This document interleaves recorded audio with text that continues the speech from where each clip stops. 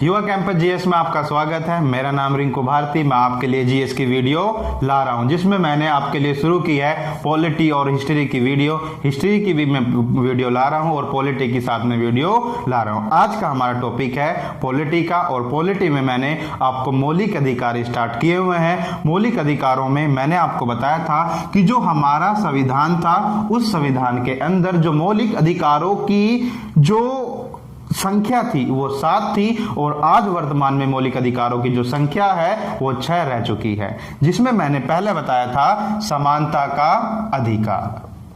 समानता का अधिकार, आप चाहे किसी भी एग्जाम की तैयारी कर रहे हो, जिसमें आपको कोई भी एग्जाम अगर आप दोगे तो जनरली ये सभी एग्जामों के लिए बेनिफिट है। आप हमारी, अगर आपने पीछे वाली वीडियो नहीं देखी है तो आप हमारी पीछे वाली वीडियो देखकर अपने नोट्स तैयार कर सकते हैं, और आपको एक सब्जेक्ट पॉलिटी और दूसरा सब्जेक्ट हिस्ट्री बहुत अच्छे से कंप्लीट हो जाएगा। आपको कहीं भी किसी भी शिक्षण संस्थान में जाने की कोई आवश्यकता नहीं है। आप घर बैठे ही इन चीजों को पढ़ सकते हैं। आप अच्छे से, आसानी से इनको तैयार कर सकते हैं। समानता के अधिकार मैंने बताया था 14 से लेकर 18 तक, ये समानता का अधिकार है। दूसरा अधिकार है स्वतंत्रता का अधिकार। तो पहला समानता का अधिकार था, दूसरा जो अधिकार है उसका नाम है स्वतंत्रता का अधिकार, जो कि 19 से लेकर 22 तक था। उसके बाद तुम देखोगे तीसरा शोषण के विरुद्ध अधिकार। शोषण के विरुद्ध अधिकार, जो शोषण के विरुद्ध अधिकार है वो था 23 से लेकर 24 तक। ये आर्टिकल है, अनुच्छेद है। आपको नहीं समझ में आ रहा तो पीछे जाके वीडियो देखिए, अच्छे से समझ में आएगा। चौथा अगर तुम देखोगे, चौथा है आपका धार्मिक स्वतंत्रता का अधिकार। धार्मिक स्वतंत्रता का अधिकार, धार्मिक स्वतंत्रता का जो अधिकार है वो तुम देखोगे 25 से लेकर 28 तक है, और आज का हमारा टॉपिक यही होगा, धार्मिक स्वतंत्रता का अधिकार। अगर पांचवा तुम देखोगे उसमें है संस्कृति, संस्कृति एवं शिक्षा का अधिकार। संस्कृति एवं शिक्षा का जो अधिकार है उसकी अगर हम बात करें तो वो आता है 29 से लेकर 30 तक। तो आज हमारे ये दो टॉपिक रहेंगे, धार्मिक स्वतंत्रता का अधिकार और साथ ही संस्कृति एवं शिक्षा का अधिकार। मैंने तुम्हें बताया कि मूल संविधान में 7 मौलिक अधिकार थे, वर्तमान में 6 मौलिक अधिकार रह चुके हैं। और बात करता हूँ छठे की, तो संवैधानिक उपचार भी एक अधिकार है। ये सब अधिकार नागरिकों के हैं। ये नागरिकों का बचाव करने के लिए छठा अधिकार बनाया गया है, जिसका उल्लेख आर्टिकल 32 में किया गया है। आने वाली वीडियो में इस पर हम अच्छे से चर्चा करेंगे, संवैधानिक उपचारों पर, बहुत ही इंपॉर्टेंट है। लेकिन आज का टॉपिक मैं तुम्हें बता देता हूं, आज का टॉपिक धार्मिक स्वतंत्रता का अधिकार और संस्कृति एवं शिक्षा के अधिकार पर बात करेंगे। लास्ट बार, अंतिम बार ऐसा पढ़ेंगे कि तुम्हें दोबारा से पढ़ने की कोई आवश्यकता ना पड़े। शुरुआत करते हैं हम धार्मिक स्वतंत्रता के अधिकार की। तो मैंने कहा कि जो धार्मिक स्वतंत्रता का अधिकार है ये चौथा अधिकार है, ठीक। या मैं इसको थोड़ा ऊपर लिख देता हूं, धार्मिक स्वतंत्रता का अधिकार। धार्मिक स्वतंत्रता का अधिकार, धार्मिक स्वतंत्रता का अधिकार जो देखोगे 25 से लेकर आर्टिकल, ये अनुच्छेद है। पूछता है कि धार्मिक स्वतंत्रता का अधिकार कौन से अनुच्छेद या आर्टिकल में है, तो तुम्हें बताना है कि धार्मिक स्वतंत्रता का अधिकार 25 से लेकर 28 तक में बात की गई है। बिल्कुल एक एक चीज की, एक एक अनुच्छेद की बात करेंगे। जहां से क्वेश्चन आता है वहां से एक एक हमें ध्यान रखना है कि यहां से क्वेश्चन आएगा, मैं आपको बिल्कुल बताऊंगा। आर्टिकल, सबसे पहले आर्टिकल 25 की बात करते हैं। आर्टिकल या फिर इसको हम कह सकते हैं अनुच्छेद, ठीक। अनुच्छेद या फिर आर्टिकल, आपने बहुत सुना होगा इनके बारे में। तो अनुच्छेद 25 क्या है? अनुच्छेद 25 के बारे में अगर मैं बताऊं तो इसमें एक शब्द तुम्हें ध्यान रखना है, जिसका नाम है अंतःकरण। इसके अंतर्गत अनुच्छेद 25 में अंतःकरण की स्वतंत्रता दी गई है। अंतःकरण का क्या मतलब है?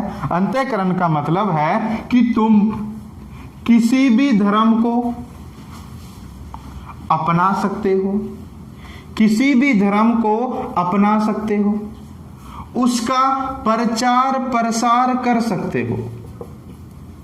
किसी भी धर्म को अपनाने की, सभी नागरिकों को कोई भी धर्म अपनाने की स्वतंत्रता दी गई है। अपनाने की धर्म की जो स्वतंत्रता का अधिकार है, ये कहता है कि अंतःकरण की स्वतंत्रता। अंतःकरण यानी जो तुम्हारा मन है, तुम्हारा हृदय है, वो किस धर्म को मानता है, वो किस धर्म की ओर झुकाव ज्यादा लेता है, तो वो उस धर्म को मान सकता है। संविधान का अपना कोई धर्म नहीं है, बल्कि संविधान सभी धर्मों को समान रूप से स्वीकार करता है। लेकिन यहाँ पर नागरिकों को अधिकार दिया गया आर्टिकल 25 में या अनुच्छेद 25 में कि उन्हें अपने अंतःकरण की स्वतंत्रता है। उनका हृदय, उनका मन, उनका अंतस क्या कहता है कि मैं किस धर्म को अपनाए, जिस धर्म को वो चाहता है वो उस धर्म को अपना सकता है। अंतःकरण की स्वतंत्रता में यह भी शामिल है, जहां उसे धर्म को अपनाने का अधिकार है तो वहीं पर उसको किसी भी धर्म को त्यागने का भी अधिकार है। चाहे तो वो उस धर्म को अपना ले, उसका अंतस चाहे कि मैं धर्म की जरूरत है तो वो धर्म को अपना सकता है। अगर उसका अंतस चाहे कि मुझे धर्म की आवश्यकता नहीं है तो वो उस धर्म को या किसी भी धर्म को छोड़ सकता है या उस धर्म को ना भी अपनाए, इससे इसको कोई नुकसान नहीं होगा। यानी अंतःकरण की स्वतंत्रता के साथ में वो धर्म को अपनाने की स्वतंत्रता देता है, साथ ही धर्म को त्यागने की स्वतंत्रता या किसी भी धर्म को ना मानने की स्वतंत्रता भी इस अंतःकरण के अंतर्गत दी गई है। तो अंतःकरण अपना प्रचार प्रसार करता है। तो 25 में धर्म का प्रचार प्रसार करने का अधिकार भी इसी में शामिल किया गया है। तो अनुच्छेद 25 मैंने आपको समझाया, आपको अच्छे से समझ में आया होगा। अब बात करते हैं आर्टिकल 26 की। आर्टिकल 26 क्या कहता है? आर्टिकल 26 कहता है कि जब तुम्हें किसी धर्म को अपनाने का अधिकार है तो उस धर्म के लिए, यानी उस धर्म के विकास के लिए, धर्म के विकास के लिए, मुझे नहीं पता आपने कौन सा धर्म अपनाया, संविधान कहता है, लेकिन उस धर्म के विकास के लिए तुम धार्मिक संस्थाओं की स्थापना कर सकते हो। धार्मिक संस्थाओं की स्थापना कर सकते हो, उसका नियमन कर सकते हो, उसका संचालन कर सकते हो। तो स्थापना कर सकते हो, नियमन कर सकते हो, संचालन कर सकते हो। धर्म का विकास करने के लिए धार्मिक संस्थाओं की स्थापना, यानी आपको धर्म का विकास करने के लिए धार्मिक संस्थाओं की स्थापना, नियमन, उसका संचालन करने का अधिकार आर्टिकल 26 में दिया गया है। जैसे तुम देखोगे रामकृष्ण मिशन, यानी धर्म के विकास के लिए धार्मिक संस्थाओं की स्थापना की जा सकती है। रामकृष्ण मिशन की स्थापना भी इसी के अनुच्छेद के अंतर्गत की गई है। तो 26 में बताया गया कोई भी धर्म तुम अपनाओ, उस धर्म का विकास करने के लिए आप धार्मिक संस्थाओं की स्थापना कर सकते हो। धार्मिक संस्थापना के साथ साथ नियम बना सकते हो, उसके लिए संचालन भी कर सकते हो। रामकृष्ण मिशन उनमें से एक है। और धर्म के विकास के लिए बहुत सारी संस्थाएं बनाई जाती हैं। जैसे तुमने देखा होगा कि देश के अंदर एक बजरंग दल है, तो वो भी धर्म के विकास के नाम पर ही, मतलब इस तरीके से और बहुत सारे दल बनाए गए हैं। तो मैं बात कर रहा हूं आर्टिकल 26 की। आर्टिकल 25 में भी मैंने कहा कि अंतःकरण की स्वतंत्रता है। और इसके अंदर एक चीज और आपको बतानी है कि जो सिख होते हैं, सिख धर्म जो होता है, उन लोगों को कृपाण धारण करने की स्वतंत्रता भी इसे आर्टिकल 25 ने दी है। और एक बात और, जो बौद्ध हैं, जो बौद्धिस्ट हैं और जैन हैं, वो हिंदू धर्म का ही अंग है। हिंदू धर्म का ही अंग है, यानी हिंदू धर्म के अंग है। अलग से तुम उसे नहीं मान सकते, वो हिंदू धर्म का ही अंग है। आर्टिकल 25 में ऐसा बताया गया कि सिखों को कृपाण धारण करने की स्वतंत्रता दी गई है। 26 में धर्म के विकास के लिए धार्मिक संस्थाओं की स्थापना। बात करता हूं 27 की। आर्टिकल 27 मैंने कहा एक एक चीज को समझे सुने तो अच्छे से आपको ये सारी चीजें याद हो जाएंगी। 27 में क्या कहा गया? 27 में कहा गया कि धर्म के नाम पर धर्म के नाम पर कोई भी, ना तो नागरिक, ना ही सरकार, ना ही कोई राज्य है। राज्य क्या है आप पीछे वीडियो में जाकर देख सकते हैं। ना ही तो सरकार, ना ही कोई राज्य किसी भी नागरिक को कर या चंदा देने के लिए बाध्य नहीं कर सकते। जबरदस्ती कोई किसी से चंदा या कर नहीं ले सकता कि हमें धर्म का विकास करना है, हमें मंदिर बनाना है, हमें मस्जिद बनाना है, तो जबरदस्ती कोई किसी से कर या चंदा नहीं ले सकता है। तो कर या चंदे पर यहाँ पर रोक लगाई गई है कि अगर उसका मन है, वो खुद से देना चाहता है धर्म के विकास के लिए, तो नागरिक दे सकता है, लेकिन किसी को भी धर्म के नाम पर कर या चंदा देने के लिए बाध्य नहीं कर सकता। ये कहता है आर्टिकल 27। उसके बाद बात करते हैं आर्टिकल 28 की। मैंने आपको बहुत इंपॉर्टेंट आर्टिकल, बहुत इंपॉर्टेंट अधिकार, ये राइट्स हैं, धार्मिक स्वतंत्रता का अधिकार, ये तुम्हें पता होना चाहिए। अगर आर्टिकल 28 की मैं बात करूं, इसमें बहुत इंपॉर्टेंट है, विवाद भी इसमें रहता है कभी कभी। कहा कि राज्य द्वारा पोषित का मतलब है कि राज्य के द्वारा या राज्य के पैसों से, प्रशासन से बनी किसी भी संस्था में धार्मिक शिक्षा नहीं दी जा सकती। धार्मिक शिक्षा नहीं दी जा सकती है। तो राज्य द्वारा पोषित कोई भी संस्था है तो उसमें धार्मिक शिक्षा नहीं दी जा सकती है। इसका जो है इसमें 28 में बताया गया है। और कहा गया है कि किसी भी नागरिक को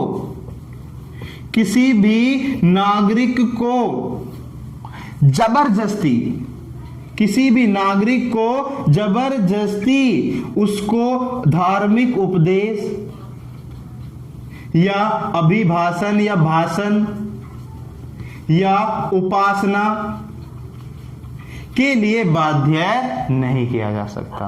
कि जबरदस्ती कहे कि जा उपासना कर, तो उपासना करने के लिए या फिर धार्मिक उपदेश सुनने के लिए या कोई भी अभिभाषण सुनने के लिए, धार्मिक जो हो उसके लिए जबरदस्ती बाध्य नहीं किया जा सकता।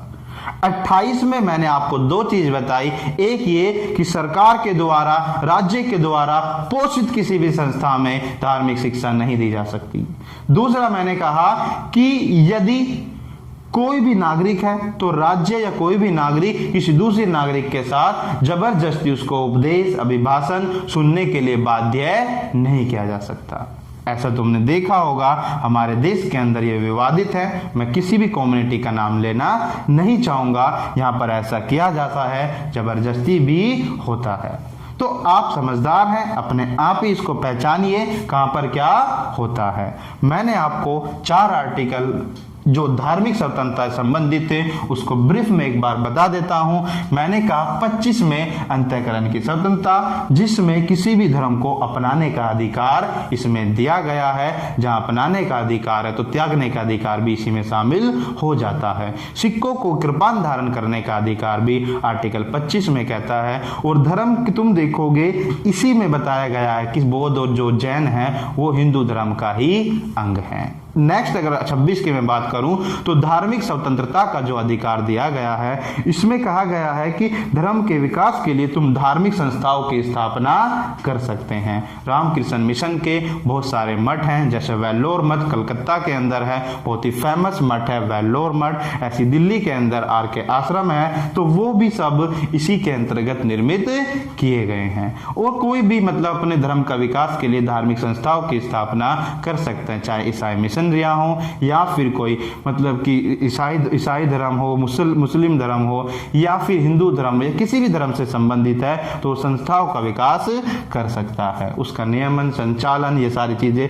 27 में धर्म के नाम पर कोई भी कर या चंदा देने के लिए बाध्य नहीं कर सकता। आपसे कोई भी मंदिर, मस्जिद बनाने के नाम पर जबरदस्ती आपसे, जब तक आपकी इच्छा ना हो, आपकी इच्छा के विरुद्ध कोई भी जबरदस्ती आपसे कर या चंदा लेने के लिए बाध्य नहीं कर सकता। सकता। अगर आपने ये सारी चीजें सुनी हैं तो अच्छे से आपको ये समझ में आई है। राज्य द्वारा पोषित, ये बहुत इंपॉर्टेंट है। राज्य द्वारा पोषित, राज्य सरकार या राज्य द्वारा पोषित किसी भी संस्था में धार्मिक शिक्षा नहीं दी जा सकती है, क्योंकि संविधान का अपना कोई धर्म नहीं है, बल्कि सभी धर्मों को समान रूप से स्वीकार करता है। और आगे कहा गया, किसी भी नागरिक को जबरदस्ती उपदेश, अभिभाषण या फिर उपदेश सुनने के लिए बाध्य नहीं किया जा सकता। आर्टिकल 28 ये कहता है। आगे मैं बात करता हूं, एक अधिकार खत्म हो चुका। आगे का जो अधिकार है वो है संस्कृति एवं शिक्षा का अधिकार। बहुत ही छोटा सा है, लेकिन उसका इंपॉर्टेंस वो बहुत ही महत्वपूर्ण है। इसको मैं रफ कर देता हूं।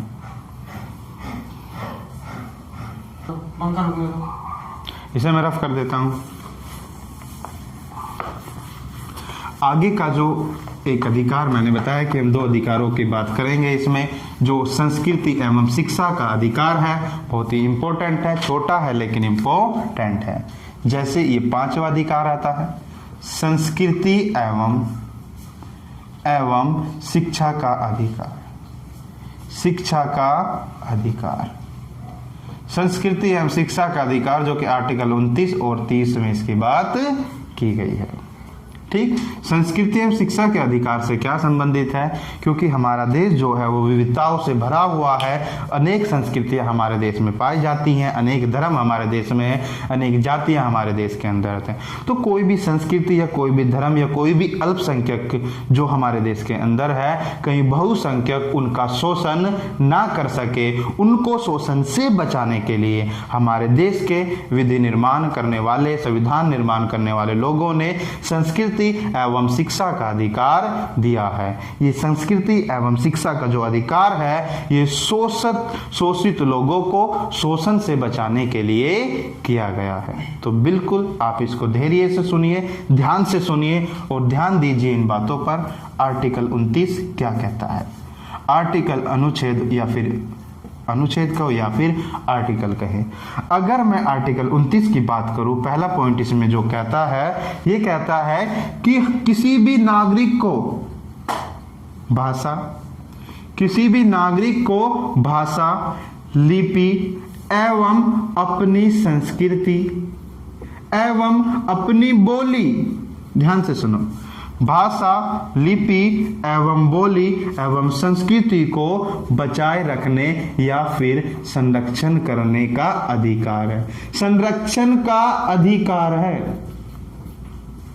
तो कोई भी तुम्हारी बोली हो, भोजपुरी तुम बोलते हो या फिर कोंकणी तुम बोलते हो, उड़िया तुम बोलते हो, तो ये तुम देखोगे ये भाषा है।